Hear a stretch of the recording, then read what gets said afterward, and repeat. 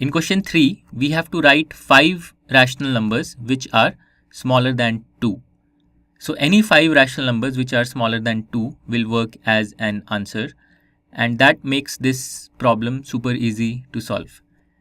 So imagine the number line, and this is the number 2. Now all rational numbers to the left of 2 will be smaller than 2, including all integers to the left of 2. So one way to answer this question simply is to give any 5 integers to the left of 2, and they will be 5 rational numbers which are smaller than 2. But let us pick 2 integers and 3 non-integers as our answer. So let's take 1.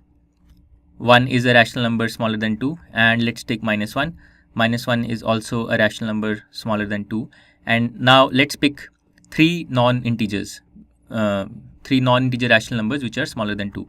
So let's pick the midpoint of 0 and 1. This is the number half.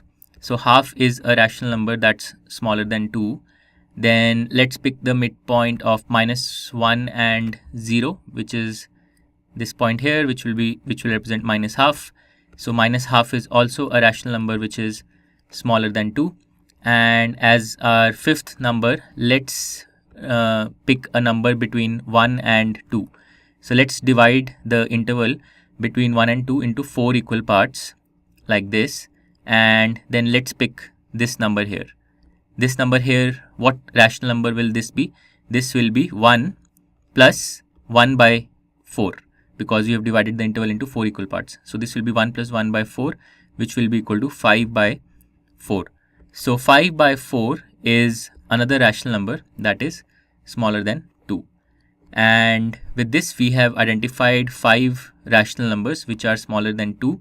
Of these, 2 are integers and the remaining 3 are non-integers. And that completes question number 3.